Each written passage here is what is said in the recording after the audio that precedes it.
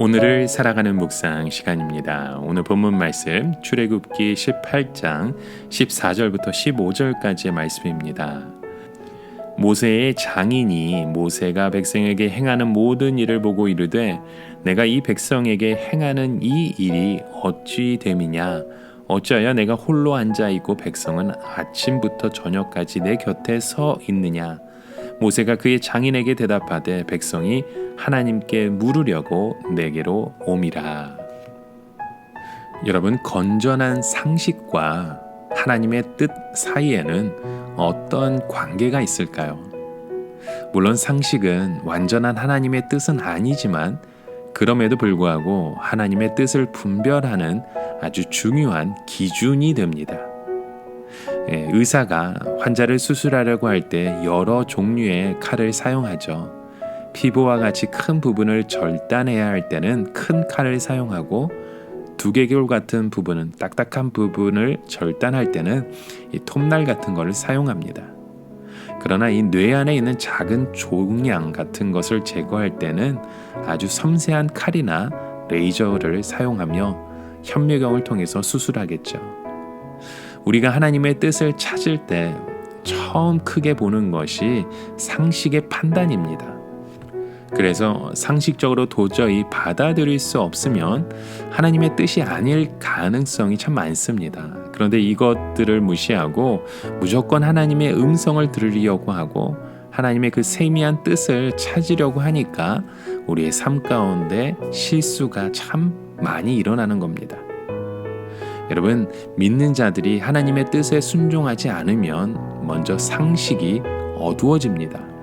그래서 상식적으로 생각하면 간단하게 판단할 수 있는 문제를 자기 나름대로의 확신을 가지고 판단하기 때문에 어려울 때가 많은 거죠.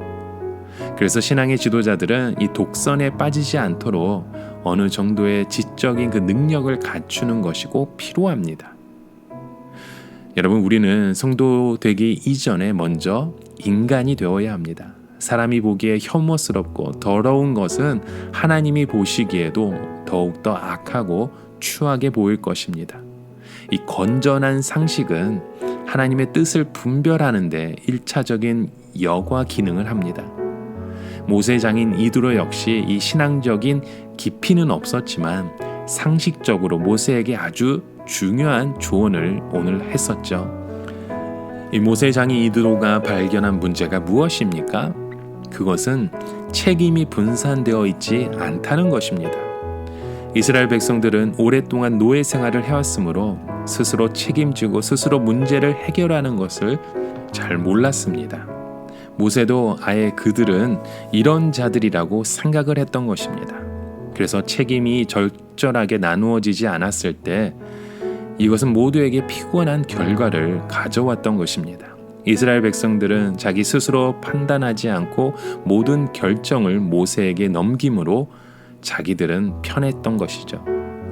그러나 모세에게는 이 일이 과중했고 결국 그 어려움은 백성에게 되돌아왔습니다.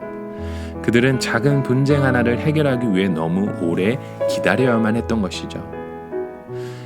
그래서 모세 장로 이드로가 모세에게 조언한 것은 깊은 성경적인 고찰을 통해서 나온 결과가 아니었습니다. 그는 이스라엘의 문제를 상식적인 수준에서 생각해 보았던 것입니다. 상식적으로 생각해 볼 때 해결하는 사람은 한 명인데 해결을 받으러 오는 사람은 수천 명이라는, 이것은 지혜로운 일이 아니라는 판단을 했었던 것이죠. 여러분, 오늘 우리도 이 모든 사람의 상식이 건전하게 살아날 수 있도록 우리가 가르치며 우리도 그런 책망이나 조언에 대해서 귀를 기울일 필요가 있습니다. 우리가 믿는다고 하면서도 이러한 지혜가 모자라기 때문에 때로는 불필요한 어려움을 사는 경우가 참 많죠. 여러분, 성경에서 나온 이러한 지혜를 우리가 가져야 세상을 이길 수 없습니다. 이런 모사가 없어서 우리는 신앙의 싸움을 불필요하고 어렵게 하는 경우가 참 많기 때문입니다. 여러분, 오늘 하루 우리의 삶 가운데 우리의 상식 안에 또 하나님의 그 뜻 안에 주님 앞에 우리가 함께 우리의 삶을 돌아보며 하나님 앞에 나아가며 주님이 주신 지혜로 이런 모든 일들을 해결해 가실 수 있는 그런 귀한 하나님의 자녀로 서갈 수 있는 저와 여러분의 삶이 되시길 간절히 축원합니다.